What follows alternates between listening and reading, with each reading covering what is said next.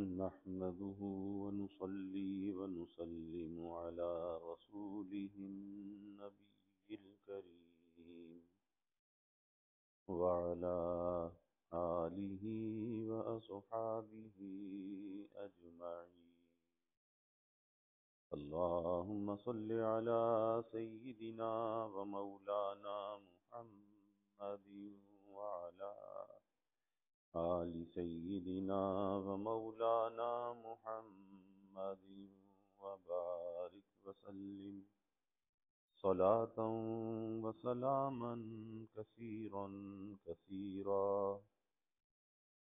توفیق الہی اپنے مرشد پاک کی برکت سے حکیم الامت مجدد الملت حضرت تھانوی رحمۃ اللہ علیہ کے مواعظ کا سلسلہ چل رہا ہے.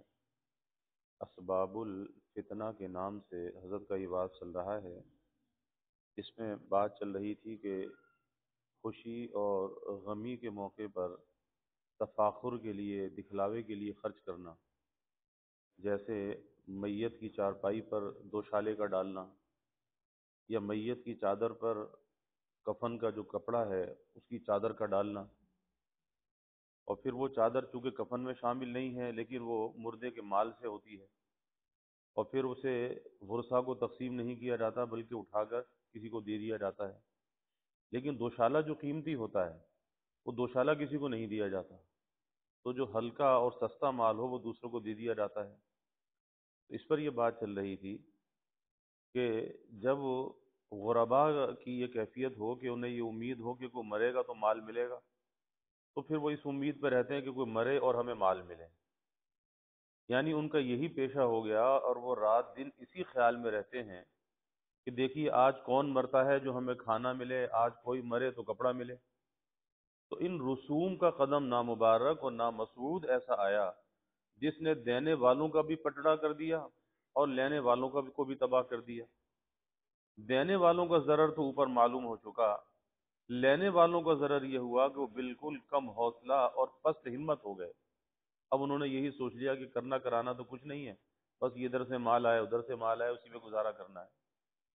اب یہ لوگ بجائے اس کے کہ کسی کے اچھے ہونے سے خوش ہوں، مرنے سے خوش ہوتے ہیں. جیسے ایک طبیب نے مجھ سے دعا کی درخواست کی تھی کہ دعا کر دیجئے کہ میرا کام چل جائے. میں نے کہا کہ بھائی تمہارے کام چلنے کی دعا کروں تو مخلوق کے واسطے بد دعا کروں کہ مخلوق بیمار ہو تو تمہارے پاس آئے، کہ لوگ خوب بیمار ہوں تاکہ تمہاری پوچھ ہو. وہ کہنے لگے کہ بیماروں سے تو دنیا کبھی خالی نہیں رہتی، میرا کام چلنے کے لیے وبا پھیلنے کی ضرورت نہیں، بلکہ یہ دعا کر دیجئے کہ لوگوں کو میری طرف توجہ ہو جائے، جو بیمار ہو اس کو میری طرف توجہ ہو جائے. میں نے کہا کہ بہت اچھا، دعا کروں گا. خیر یہ تو ایک لطیفہ تھا، مگر میں کہتا ہوں کہ جن کا یہی پیشہ ہے مردے کی چادر لینا، جا نماز لینا، تیجا دسویں کی دعوتیں کھانا، ان کی تو حالت یہ ہے کہ جب کوئی مؤذن سے کہتا ہے کہ میاں جی فلاں بیمار ہے، اس کے اچھے ہونے کی نمازیوں سے دعا کرانا، تو وہ ظاہر میں تو کہہ دیتا ہے کہ ہاں دعا کراؤں گا، مگر دل میں خدا جانے کیا کہتا ہوگا. ہمارے یہاں ایک قوم چارج ہے، وہ ہندوؤں کے مردے اٹھایا کرتے ہیں. ایک دفعہ طاعون کے زمانے میں ہمارے ایک ملازم نے اس قوم کے ایک آدمی سے پوچھا، کہو جی آج کل کیا حالت ہے، کیونکہ مردے اٹھانے کا کام تھا. کہا کہ خوب موج آ رہی ہے. دنیا تو تباہ ہو رہی تھی مگر اس کمبخت کے ہاں موج آ رہی تھی کیونکہ اسے میت اٹھانے کے پیسے ملتے تھے، مردے اٹھانے کے. اسی قوم کے ایک شخص کا قصہ ہے، اس سے کسی نے اپنا قرض مانگا، اس نے وعدہ کیا کہ پرسوں ادا کر دوں گا. اس نے پوچھا کہ پرسوں کو تیرے پاس روپیہ کہاں سے آ جائے گا؟ تو کہنے لگا کہ فلانا مہاجن سخت بیمار ہے، بس آج ہی کل کا مہمان ہے، پرسوں تک تو ضرور مر جائے گا، اس وقت میری آمدنی ہوگی تو تجھے لا کر روپیہ دے دوں گا. تو بھلا ایسا شخص جو کسی کے مرنے پر ادھار کھائے بیٹھا ہو، وہ اس کے اچھے ہونے کی کیا خاک دعا کرے گا؟ مردوں کا مال کھا کھا کر ان لوگوں کی طبیعتیں بے حس اور لالچی ہو گئی ہیں. اسی لیے تو مولویوں کو یہ مسجد کے مؤذن وغیرہ برا بلا کہتے ہیں، کیونکہ مولوی رسموں سے منع کرتے ہیں، تو وہ کہتے ہیں کہ انہی نے ہماری روزی کو لات مار دی، مولویوں نے۔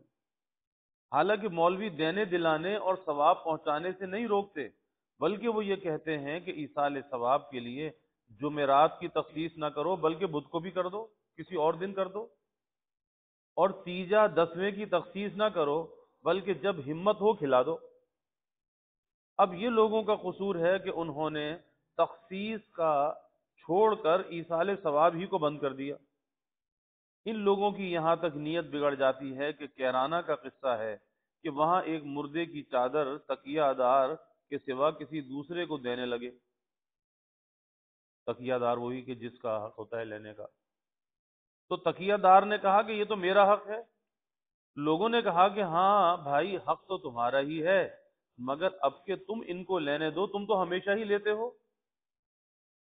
تو وہ بے ساختہ کہتا ہے کہ واہ جی، خدا خدا کر کے تو یہ دن آتا ہے، اسی میں تو دوسرے کو میں اپنا حق دے دوں۔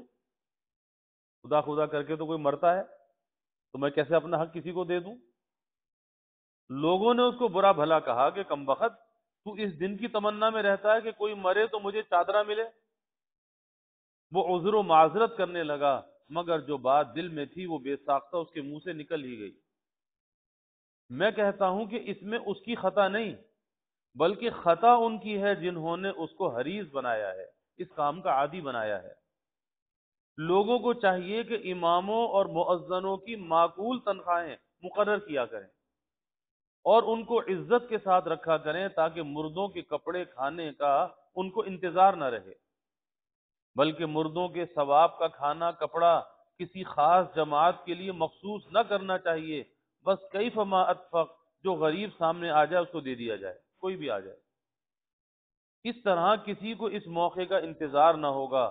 افسوس یہ ہے کہ عوام نے علماء کو بھی ملانوں میں داخل کر لیا ہے، اور وہ ان کو بھی مسجدوں کے ملانوں کی طرح پست ہمت اور لالچی حریص سمجھتے ہیں۔ صاحبو، واللہ آپ نے علماء کو دیکھا ہی نہیں، کیونکہ آپ کو دین کی ضرورت نہیں رہی اور ان کو آپ کی دنیا کی ضرورت نہیں، پھر ملاقات کیسے ہو؟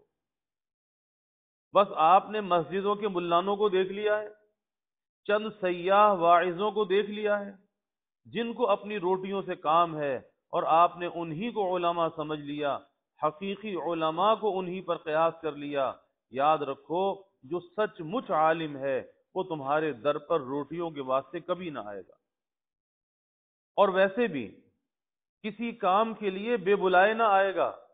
ہاں، محض اصلاح و تبلیغ کے لیے بے بلائے آ سکتا ہے، دین کی بات پہنچانے کے لیے، دین کا پیغام لے کر آ سکتا ہے، مگر اس صورت میں وہ آپ سے روٹی نہ مانگے گا۔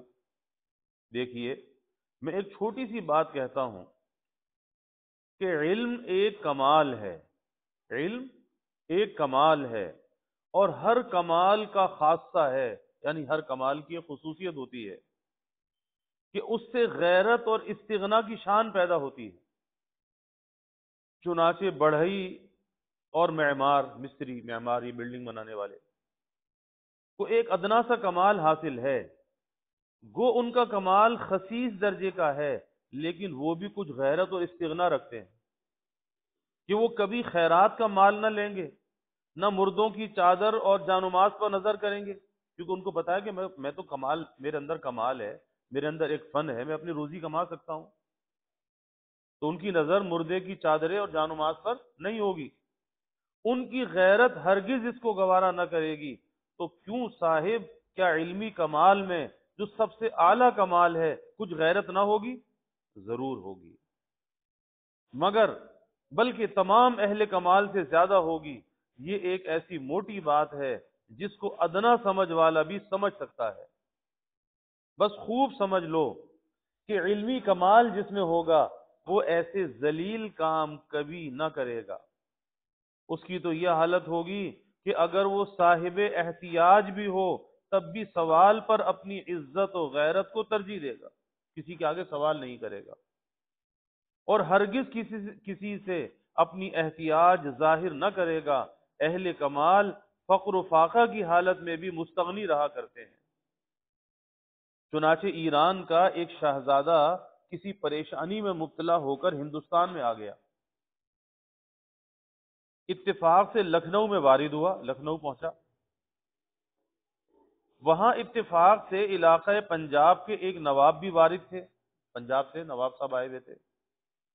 شہزادے نے ان کی دعوت کی، انہوں نے مکافات کی نیت سے کہا کہ آپ بھی کبھی میری ریاست میں ضرور آئیں، تو شہزادے کو کہا۔ اتفاق سے ان اطراف میں بھی اس کا جانا ہو گیا، مگر ایسی حالت میں کہ کچھ نہ رہا تھا، وہ دعوت یاد آئی اور اسی ریاست کی طرف رخ کیا کہ بحال خستہ ایک ٹٹو پر سوار وہاں پہنچا۔ نواب صاحب نے شہزادے کو اس حال میں آتا ہوا دیکھ کر بڑے تعصب سے یہ شعر پڑھا: آنکھ شیرہ راک نظروبہ مزاج، احتیاجست احتیاجست احتیاج۔ نواب صاحب نے یہ شعر پڑھا، کیا شعر تھا؟ کہ جو چیز شیروں کو لومڑی مزاج بنا دیتی ہے، جو چیز شیروں کو لومڑی مزاج بنا دیتی ہے، وہ احتیاج ہے، احتیاج ہے، احتیاج۔ تو شہزادہ آگ بگولا ہو گیا اور فی البدی جواب دیا: شیر نر کے می شود روبہ مزاج، می زن بر کفش خود صد احتیاج۔ کہ بہادر شیر کب لومڑی مزاج ہو سکتا ہے، سینکڑوں احتیاج کو اپنے جوتے پر مارتا ہے۔ اور فوراً لوٹ گیا۔ ان رئیس صاحب نے، نواب صاحب نے ہر چند معذرت کی، مگر ہرگز نہ ٹھہرا اور کہا کہ تم اس قابل نہیں ہو کہ کوئی شریف آدمی تمہارے یہاں آئے۔ تو حضرت غیرت وہ چیز ہے کہ شریف آدمی مرنا گوارا کرتا ہے مگر احتیاج کسی کے سامنے پیش نہیں کرتا۔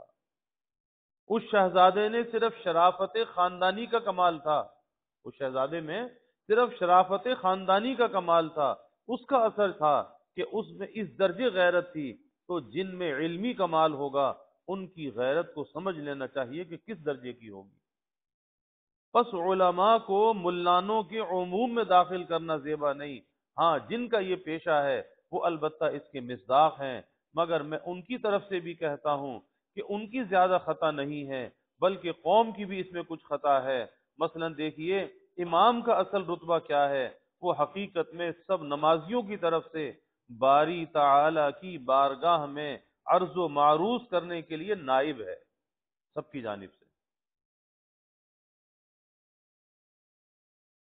سو چاہیے تھا کہ اس کام کے لیے ایسے شخص کو تجویز کیا جاتا جو علم و فضل اور عزت میں سب سے بڑا ہوا ہوتا اور اس کی تعظیم و تکریم سب سے زیادہ کرتے اور اس کی خدمت ایسی معقول کرتے جس سے وہ بے فکری کے ساتھ گزر کر لیتا، مگر اب اس خدمت کے لیے اس شخص کو تجویز کیا جاتا ہے جو اندھا ہو، آپاج ہو، اور تنخواہ اتنی دی جاتی ہے جس میں ایک آدمی کا بھی گزر نہ ہو سکے۔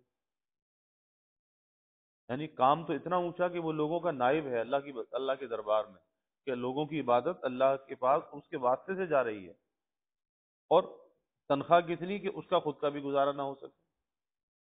اور کام اتنا لیا جاتا ہے کہ امام صاحب کے ذمے امامت کے علاوہ یہ کام بھی ہے کہ مسجد کی ہر چیز کی حفاظت کریں، صفائی کریں، روشنی کریں، اور جو کہ مر جائے تو 3 رات تک اس کی قبر پر سویا کریں، اور دن میں قرآن پڑھ کر بخشا کریں، اور محلے والوں کا گوشت ترکاری بھی لا دیا کریں، اور پانی کے گھڑے بھی بھرا کریں۔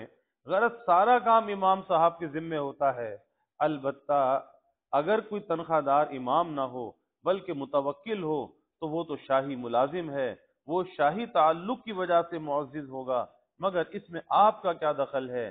میں تو اس کو دکھلانا چاہتا ہوں کہ جن اماموں کو آپ تنخواہ پر مقرر کرتے ہیں ان کی آپ کیا گت بناتے ہیں۔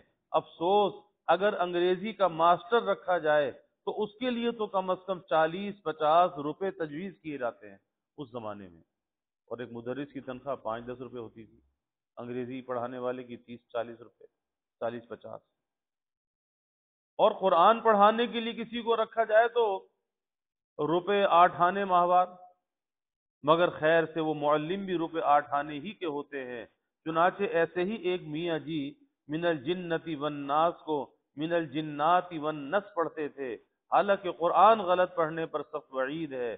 میرا یہ مطلب نہیں کہ وعید کے خوف سے قرآن پڑھنا ہی چھوڑ دو، بلکہ مطلب یہ ہے کہ درست کر کے پڑھنا روپے 8 آنے کے معلموں سے نہیں آ سکتا، بلکہ اس کے لیے کسی مجود اور قاری کو تجویز کرنا چاہیے، اور ایسا شخص تو کچھ رقم خرچ کرنے ہی سے ملے گا، اور جو لوگ انگریزی ماسٹروں کو معقول تنخواہیں دے سکتے ہیں وہ مجود اور قاری کی تنخواہ بھی ضرور دے سکتے ہیں۔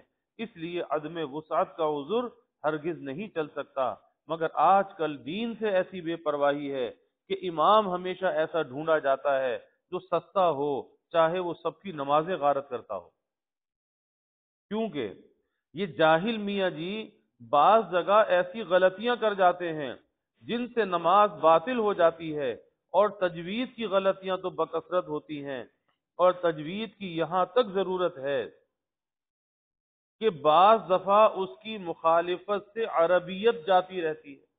قرآن تو عربی میں ہے، اب اس طرح سے تلفظ ادا کیا تو اس کی عربیت ختم ہو گئی، اور جب لفظ عربیت ہی نکل گیا تو قرآن ہی نہ رہا، اور جب نماز میں قرآن نہ پڑھا گیا تو نماز کیسے صحیح ہوئی؟ شاید آپ کوئی بات عجیب معلوم ہوتی ہو کہ تجوید کے نہ ہونے سے عربیت نہیں رہتی، مگر میں دلیل سے اس کو ثابت کرتا ہوں۔ سب کو معلوم ہے کہ عربی، فارسی، اردو یہ جدا جدا زبانیں ہیں، اور ہر ایک کے خواص الگ الگ ہیں۔ بس جس طرح کسی لفظ کے فارسی یا اردو ہونے کے لیے تلفظ کی صحت شرط ہے، اسی طرح لفظ کے عربی ہونے کے لیے بھی تلفظ کا صحیح ہونا شرط ہے۔ مثلا آپ ایک کپڑے کو گاڑھا کہتے ہیں، اسی میں رے کا ہونا اور ہائے کا مخفی ہونا ضروری ہے۔ اگر کوئی شخص اسے گارا کہے تو آپ اس کو غلط کہیں گے، کیونکہ گارا تو مٹی کا ہوا کرتا ہے، کپڑے کی کوئی قسم گارا نہیں ہے۔ اسی طرح سمجھیے کہ عربی میں جو لفظ سا سے مرکب ہے، وہاں سین یا صاد پڑھ دینے سے یا ہا کی جگہ ہا پڑھنے سے تلفظ غلط اور معنی بدل جائیں گے۔ اس سے تو صحت الفاظ کی ضرورت معلوم ہوئی۔ اب صفات کی بابت میں کہتا ہوں کہ اردو میں ایک لفظ ہے پنکھا، جس میں نون کو اخفا کے ساتھ بولا جاتا ہے، لکھا نون کے ساتھ جاتا ہے لیکن پنکھا بولا جاتا ہے۔ اسی طرح رنگ اور سنگ اور جنگ میں جو فارسی الفاظ ہیں، نون کو ظاہر کر کے نہیں پڑھا جاتا۔ اب اگر کوئی شخص پن کھا کو با اظہار نون پن کھا یا رنگ کو رنگ کہے تو آپ کہیں گے یہ اردو فارسی نہیں، یہ اردو یا فارسی نہیں رہی، محمل سا لفظ ہو گیا۔ لیکن اس کہنے سے آپ بند گئے، اس طرح کہ جب اس لفظ میں اظہار نون سے آپ نے اس کا غلط ہونا اور اردو زبان سے نکل جانا مان لیا، تو جن لفظوں میں عربی زبان میں اخفا ہے وہاں بھی ماننا پڑے گا کہ اظہار نون سے وہ لفظ عربی نہیں رہتا۔ تو کیا اب بھی تجوید کی ضرورت میں کسی کو کلام ہو سکتا ہے؟ میں تو کہتا ہوں کہ تجوید کا سیکھنا فرض ہے، کیونکہ قرآن عربی زبان میں ہے جس کا عربی میں پڑھنا فرض ہے، اور عربیت کے مافک صحیح تلفظ بدون تجوید کے آ نہیں سکتا، تو تجوید کا سیکھنا فرض ہوا۔ صاحبو، چاہے آپ اپنی کم ہمتی کی وجہ سے ادھر متوجہ نہ ہوں، مگر تجوید کی فی نفسی ہی بہت ضرورت ہے، اور افسوس یہ ہے کہ مسلمانوں کو اس طرف اس لیے توجہ نہیں کہ اس میں دنیا کا بظاہر کوئی نفع نہیں۔ اگر آج ملازمت کے لیے یہ قانون ہو جائے کہ جس کا قرآن باقاعدہ صحیح ہوگا اس کو ملازمت دی جائے گی، تو آج یہ سارے بی اے ایم میں قاری ہو جائیں گے۔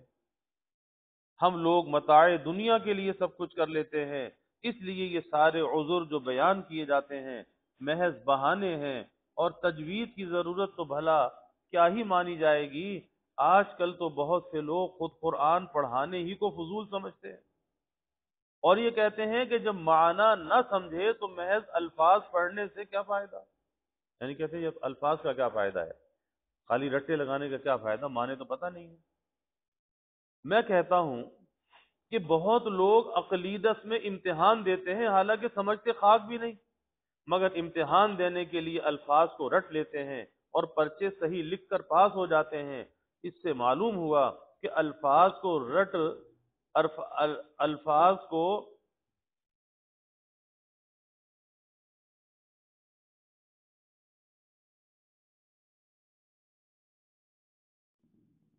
اس سے معلوم ہوا کہ بعض دفعہ نرے الفاظ کا یاد ہو جانا بھی کام آ جاتا ہے، جیسے یہاں عقلیدت کے الفاظ رٹ لینے سے ملازمت مل جاتی ہے۔ اسی طرح ہم کہتے ہیں کہ قرآن کے الفاظ یاد کر لینے سے جنت کے درجے ملتے ہیں، تو بیکار کیوں کر ہوئے، مگر دنیا کی وقت ہے، اس لیے عقلیدت کے الفاظ رٹنے کو بیکار نہیں سمجھا جاتا، اور دین کی وقت نہ ہونے کا یہ اثر ہے کہ معلموں اور مؤذنوں کی تنخواہ بھی کم تجویز کی جاتی ہے۔ مگر یاد رکھیے، وہ آپ کو قرآن کا علم بھی ایسا ہی دیں گے جیسی آپ تنخواہ دیں گے۔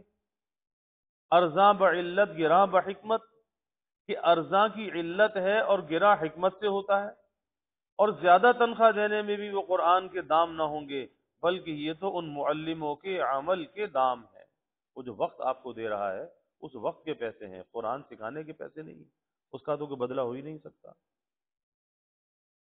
تو اور زیادہ تنخواہ دینے میں بھی وہ قرآن کے دام نہ ہوں گے، بلکہ یہ تو ان معلموں کے عمل کے دام ہیں، ورنہ قرآن کے دام کون دے سکتا ہے؟ قرآن کی شان تو یہ ہے، قیمت خود ہر دو عالم گفتہ نرخ بالک ان کے ارزانی ہنوز، کہ اپنی قیمت دونوں جہان بتلائی ہے، نرخ بڑھاؤ ابھی ارزانی ہے۔ قرآن کی قیمت تو دو جہان بھی نہیں ہو سکتے، اور کیوں نہ ہو، قرآن ہے کیا چیز؟ چیز قرآن اے کلام حق شناس، رونما اے رب ناس آمد بناس۔ اے کلام حق کو پہچاننے والے، قرآن پاک کیا ہے؟ وہ لوگوں کی رب کی طرف سے رب کا رونما ہے، اس میں رب کا دیدار ہے، وہ بندوں کو خدا تعالی کا جمال دکھانے والا ہے۔ یہ تو الفاظ کا رتبہ ہے، اور معانی کا رتبہ ہے۔ حرف حرفش راس در بر معنی، معنی در معنی در معنی، کہ اس کا حرف حرف معنی میں درست ہے، معنی در معنی اندر معنی کے ہے۔ قرآن مجید وہ چیز ہے کہ جب کوئی مسلمان اس کی تلاوت کرتا ہے تو خدا بند عالم اس کی طرف متوجہ ہوتے ہیں، اور یہ بھی خدا بند عالم کی طرف متوجہ ہوتا ہے۔ دنیا میں اتنا ہی مشاہدہ بس ہے، کیونکہ اس سے زیادہ کا تحمل نہیں ہے۔ قرآن میں جو اللہ کا دیدار ہے، اس سے زیادہ کا تحمل نہیں ہے، اور اس کی ایسی مثال ہے جیسے آدمی آفتاب پر نظر کرنے سے تو چکا چوند ہو جاتا ہے، اپنی نظر اگر سورج پر لے جائے تو سورج کے سامنے نظر نہیں ٹکتی، مگر اس کی شعاؤں کو دیکھ سکتا ہے، جو یہ شعائیں آتی ہیں ان شعاؤں کو دیکھ سکتا ہے۔ اسی طرح ذات حق تعالی کو تو ہم دنیا میں بوجہ ذوف قوا کے نہیں دیکھ سکتے، ہاں اس کی طرف متوجہ ہو کر انوار و تجلیات کا مشاہدہ کر سکتے ہیں۔ تو قرآن مجید مظہر صفات الہی ہے، جس کی تلاوت سے انوار و تجلیات صفات کا مشاہدہ ہوتا ہے۔ اللہ تعالیٰ کا دین۔ الحمد للہ رب العالمین والعاقبۃ للمتقین، الصلاۃ والسلام علی اشرف الانبیاء والمرسلین، اللہم صلی علی سیدنا و مولانا محمد وعلی آل سیدنا و مولانا محمد وبارک وسلم۔